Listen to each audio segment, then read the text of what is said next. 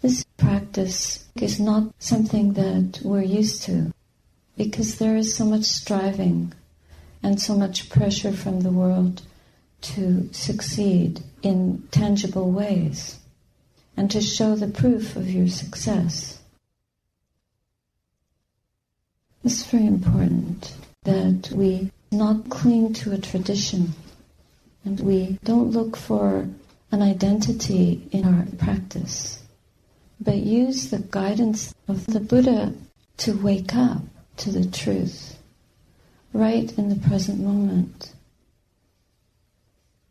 And here, taking the road in, one who looks outside dreams, and one who looks within awakens. So right there, we know where to point and direct ourselves. And we needn't try to prove anything to the world or to ourselves. And this work is not done by over-striving, nor is it done by laziness. It's done by establishing a practice, directing oneself on a path that one trusts, that one has seen others gain results from, and one has seen oneself gain some result from. Just sitting down and meditating in a peaceful space like this for a few minutes, one can feel the power of this energetic presence, of this depth of presence, the ability to be silent in the middle of such a noisy world is a tremendous statement and a powerful footprint. Now the Buddha had a footprint that all beings could set their feet in. So vast was his footprint.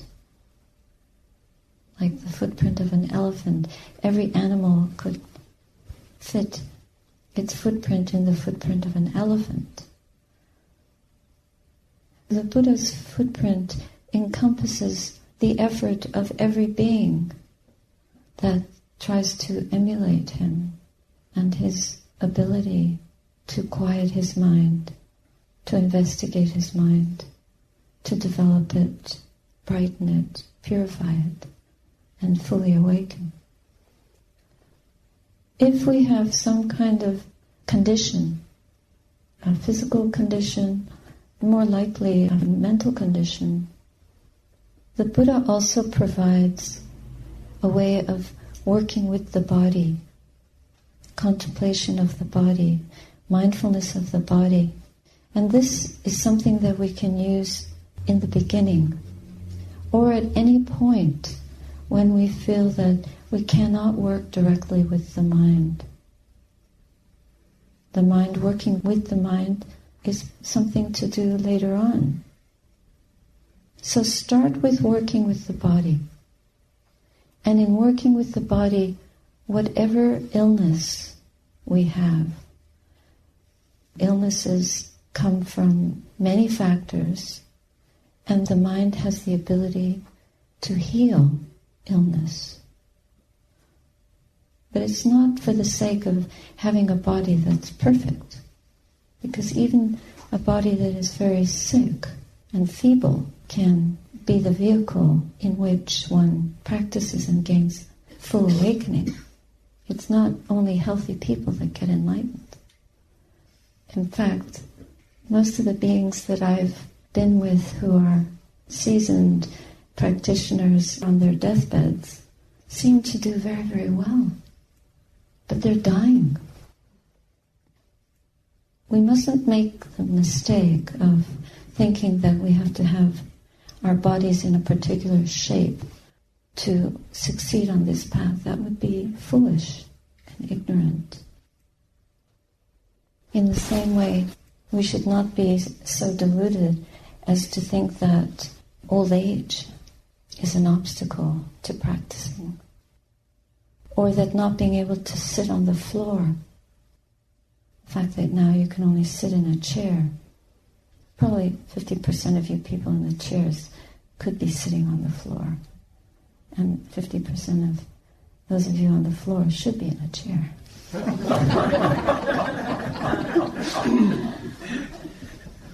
These things are irrelevant. What's really relevant is what is the state of the mind. And in fact, death, the dying process, is considered a very fertile moment for letting go of everything, but letting go with gladness. If we have lived well, if we have lived wisely, if we have lived with gratitude. And sometimes the very obstacle that presents itself and sets us back and holds us back is the fear of letting go. And then suddenly we have some urgency arises and we can let go so easily. Like a parent who has to rescue a child, or somebody jumps into a river to rescue someone who's drowning and doesn't even think, I could die. They just do it because of great compassion, because of a very pure moment of seeing the need and responding skillfully, hopefully skillfully. If you can't swim, it might not be so skillful. The intention is very, very noble, isn't it? But when we're going along in mediocre conditions and there's no urgency, then we think we can't let go very much. And we end up not letting go, hanging on tighter sometimes. So the bottom line is, when situations feel very dark, or we feel oppressed, or we feel not up to scratch, we need to look at our opinion rather than the conditions external, or even the conditions we're believing exist within the mind. Look at our judgment, look at the opinion, look at what kind of looking there is. How are we seeing? Are we seeing, or are we just blind? Are we seeing, or are we just following belief? Somebody told us that we're schizophrenic or incompetent. Other people diagnose us. The world diagnoses us all the time, and we believe that. About 1.5 years ago, a woman came to the monastery. She wanted to train with us, and she accused me of ageism because she was in her 70s, and I didn't think it was such a good option for her to live at our hermitage. And she wasn't willing to look at the real reasons why it might not be suitable. Once somebody believes their opinion so strongly, you can't point the way. So if we believe our opinions so strongly, we can't see the way, even though we have the potential to develop it, cultivate it, and realize the way. It's really important, whatever you're doing, is just to notice the state of the mind, and if we can't give up the world, we can at least give up our opinions. And we can try to give up the opinions of the world about us, about who we think we are, or what we think the world thinks we are. It gets very complicated. But look in the mirror of your own mind. This mind, if we purify it, clarify it, then we'll start to see the conditions, the conditioning, the trauma, the fear, all the obstacles. But we will also start to see the unconditioned, the non-fear, the non-greed, the non-holding on, the ability to let go. Because that exists in us, and that we can grow. Just like we know that there's suffering in the world, but we also know that there's a lot of non-suffering. There's a lot of people that have great happiness in spite of incredible trials and tragedy. They just manage to be extremely positive and strong, fearless, courageous, and we admire those people. So these are things that we can also develop in ourselves, these qualities. That's how we can bring the truth out of what we think is an obstacle. The obstacle is our thought, our opinion. This is an obstacle. When you feel afraid, if you're a parent and you feel very nervous about something happening to your child, you won't be able to parent very well because you'll be mistrusting of conditions.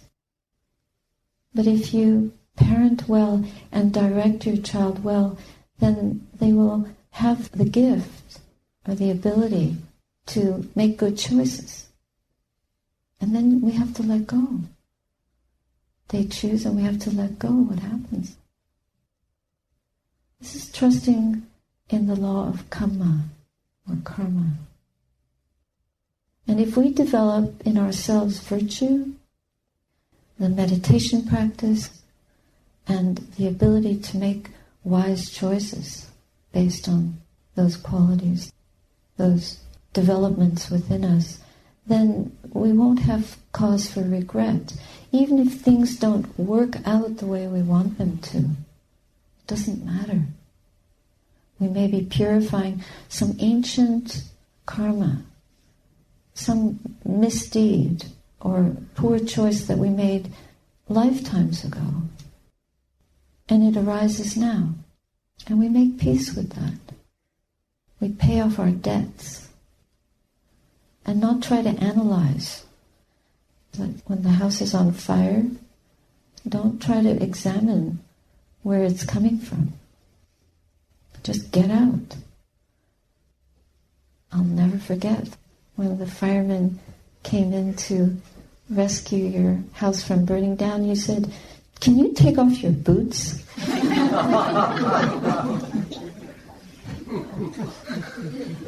They had these big old dirty boots and their clean carpets. That place is on fire. This house, this body-mind, this house that we're living in, is on fire. It's on fire. And the Buddha talks about this at length. It's on fire with the fires of greed, the fires of hatred, and the fires of delusion. And being able to put out those fires comes from being able to stop the mind from feeding the flames. Taking away the food that causes that passion for things, for experiences, even for existence itself. The desire to live forever, live long, live and look beautiful too, look great. Nature has the capacity to awaken us if we just make peace with the process of getting old. So what's wrong with that? And then the world says, "Oh, you should dye your hair." But isn't white hair nice? What's wrong with it? Why do we want to look what we think is young? Something is not quite right. Why do we have to fix our teeth and make our smiles as white as they were when we were in our 20s? Why is the physical appearance propped up when it should be allowed to sag a little and fading away? We want to really experience life authentically and not dress it up all the time. There's a teaching in that. And it's the teaching of arising and passing away. It's the most fundamental teaching, and it carries the three characteristics in it. The impermanence of all things. It's almost like we want to wipe out that truth and pretend that it doesn't exist. So how can we wake up if we keep doing that? if we keep dressing up the body and presenting it in a way that is disingenuous, it's not authentic. So we want the truth in one way, and another way, in daily life, we're actually going in a very different direction. I don't mean to put down looking neat and sweet, but it's the body beautiful type of cultural pressure. Because, the world belongs to the young. Who cares? They can have it. It's rubbish. You want it so bad, it's such a mess. And we get caught up in having to make money to sustain this mess, instead of living more simply and living in a way that's really based on Sila, Samadhi, Panya, following the Buddha's footprints. It's a turning away from the world. You can't have both. You can't run after the world and get the Dhamma, deeply get the Dhamma. That's why many friends who I've seen pass, seasoned practitioners, they could die so beautifully because they'd let go so much. They weren't so caught up with the world. And you watch people in that kind of state of mind die, it's just exhilarating. Their family members are coming and lining up to see them, wailing and weeping and crying. Their sick relative is illuminated, luminous, radiant, and acting like a therapist. Mom, I'll be fine. Don't worry. I've seen it. It's quite paradoxical. They're absolutely at peace, and the rest of the world is coming and going from their sick room, shaking, and why does this have to happen? But this is the dukkha of life, the impermanence, the dukkha, and the emptiness of these forms. Where is the person in these forms that we inhabit and invest so much energy into believing in this person, this personality, in this solid being that is going to live forever? Wouldn't it be great to go to sleep every night and contemplate the world not having you, in quote marks, in it? That you don't exist, just lying down and saying farewell to the world. Not here. Not here. Dead. Gone. Then what? Then you begin to contemplate what you've done in your life, noticing the feeling of fear or the feeling of joy. To rejoice at the moment of death is to contemplate virtue. Think about all the good things you've done in your life.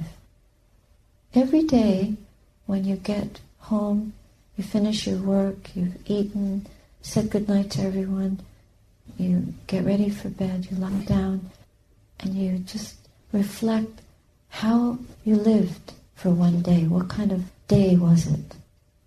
Where was your mind all day long? What did the mind do or not do? What did the mind perceive or not perceive? What did the mind learn or not learn? What did we understand or not understand? And then with those kind of contemplations, you gently rest and drift away into sleep. Then you wake up. And how do you feel when you wake up? Oh no, not again. Or another day to try to practice well, to live well, to make wise choices, to be kind, to forgive. I want to say a few words about forgiveness. The contemplation of the body is so important, because if all our, or much of our obstacles come from what is held in the body, then we really need to investigate deeply and notice deeply held energies and traumas in the body and work in those ways to release that. Because it's almost like we're carrying lifetimes of dukkha, of suffering, curled, rolled up, stuffed in pockets and spaces inside our organs and inside our cellular memory, inside our blood. Even the chemical composition of the blood can be affected by impacts that we've received in our lives. So we need to do some really deep body work to be able to release all that dukkha and purify on a neuroscientific or psychic, spiritual level. All that comes from knowing the body, living in the body, incorporating into the body, and allowing the body to be free of this dukkha. Otherwise, our mental habits and our habit patterns of holding energy are distracted. Even the way we walk. Just the way you can see from your walking meditation, how relaxed is it? How comfortable do you feel touching your feet to the earth instead of daydreaming, instead of letting the mind wander? So much of our time is spent, and so much of our life is spent distracted and jumping from project to project, activity to activity, distracted and busy, so that we don't experience ourselves and our life history in this moment, the way it's held in the body. The unhappiness, the disappointment, the despair, the self-criticism. How many opinions or voices do we play over and over again, like recordings? I'm no good, I can't do this, I failed. If not those particular words, nuances of that. I'm not forgiving ourselves, I made a mistake. And if it isn't inward to this non-existing person, which we keep recreating and carrying around, and it gets bigger and bigger, the more fear and the more anger, the more repression and the more lack of forgiveness there is, the greater the burden that we carry. And if it's self-inflicted to this being that is not real, then this is great delusion. But then if it's other-inflicted, it's even a bigger burden. How many ghosts do we carry around? And how many layers of ghosts are there under our skin, in the body? You're looking outward all the time at what technique and what convention and how much progress you've made, etc., and how to let go of present moment fear. But behind that fear is a mountain of fear, is an ocean of anger. Could be generational. We've just picked up our parents' dukkha and identified with it, or someone else's, or a generation's dukkha. Whatever cause there is out there, we pick it up and we try to run with it, and we stumble and fall, because the answers don't lie in carrying these burdens, but in putting them down and forgiving by opening to the pain, physical and psychophysical. These are physically experienced, but they're also spiritual dukkhas, locked in our bones, in our very being. And this we have to learn how to open to. And the meditation practice gives us an opportunity to do that. Strong absorption practices give us a refreshment and a rest from the burden of life. But it's not freedom, because we can get addicted to that. And we can require that kind of refreshment just the way other people require drugs. We have to also let go that kind of joy until we reach a place of equanimity.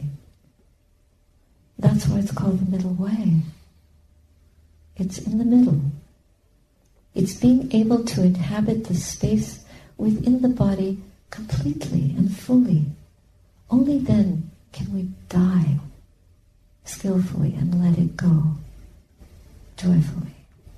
Only then. Joyfully, not like, oh thank goodness. I don't mean that. I mean just with the sense of gratitude, a sense of wonder about this journey, and an eagerness to fulfill it. The joy of practice, of growing in the Dhamma, of knowing the truth, and then being able to bear difficult conditions with greater and greater equanimity.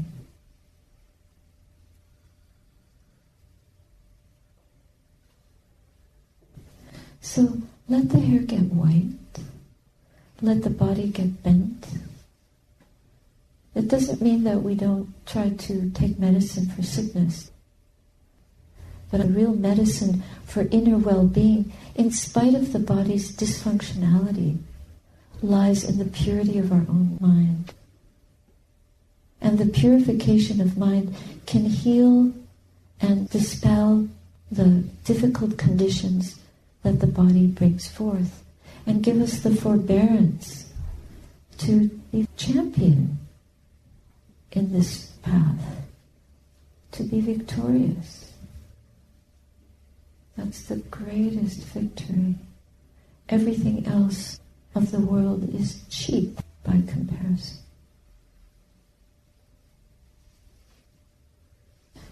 If you have a precious jewel and you put it in the cupboard, it doesn't reveal itself. It cannot be seen.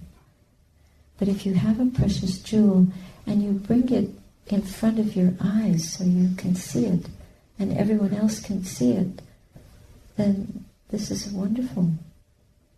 It's a precious jewel of the Dhamma. We bring it forth within our own body, mind. In this life is possible. We have to sit up and take note. This is really worth developing and worth shining up, brightening. We can't shine up anybody else's mind, but we can do our own. No matter what kind of diagnosis you've got, we can die to that. And then it's only agnosis. It's not agony. It's putting the agony away. It's pulling things apart, seeing them for what they really are. Like the letters of the alphabet. Until you put them together, they make no sense. And so these labels that we carry around in our little baggage of dukkha, throw them out. The world is all cut up in labels. And there comes the discrimination. But it isn't the discernment. It's not discriminating mind. It's a hatred. That kind of mind that is distorted, has distorted perception, prejudice, bias, hateful mind. But if we pull all our identities apart, it's just emptiness. These are just ghosts, silhouettes of reality. They bear no facsimile of reality. They're poor imitations. We must look at each other with great loving kindness, compassion, gladness, and equanimity. Even the people with great power, we can have compassion for them when they act with ignorance and not depend upon and expect that other people have to change and be a certain way for life to be good and true and right. We really cannot change the world. We can't change anyone else. But the good news is that we can change ourselves. I remember on the airplane years ago they used to collect change for the good. If you had spare change and you donated, there was a little bag that said change for the good. I never had any change. Don't carry money. The world is full of dazzling and beautiful things. Don't get mesmerized by beauty, even in your practice. If you're doing walking meditation and you get distracted by the vastness of the sky or the beautiful shapes of the trees, just stop and look at that and let your mind become concentrated around the sign of the beautiful. But don't become attached to it. Just let it help your mind grow quiet and then turn inward. But if you're doing walking meditation, that will stop you in your tracks. So then you stand for a few minutes. Don't let the mind get lost in trying to do two things at the same time. Well, it's not a good plan. You do one thing at a time. This practice is best done without multitasking. It's the opposite. It's going to oneness, going to single-pointedness. We're trying to take all the faculties and converge our mental ability and energy in one direction only, so that our attention can be sustained on one point more and more skillfully for longer and longer periods of time, until the awareness, we develop our awareness and our attention.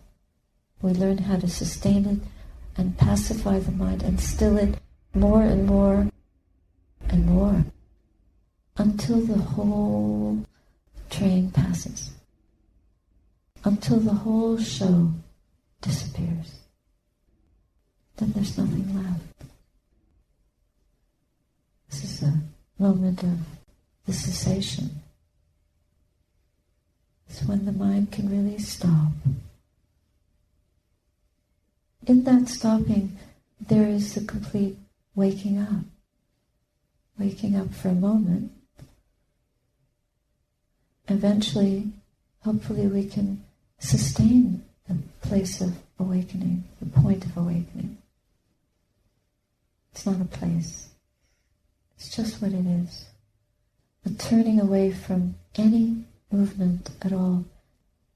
This is why the silence is so precious. So make more space for silence in your life. And use this practice to do that. Keep your feet inside the Buddha's footprint. Then you know you'll be safe. You can call yourself anything you want. Don't try to be anything. Just be awake.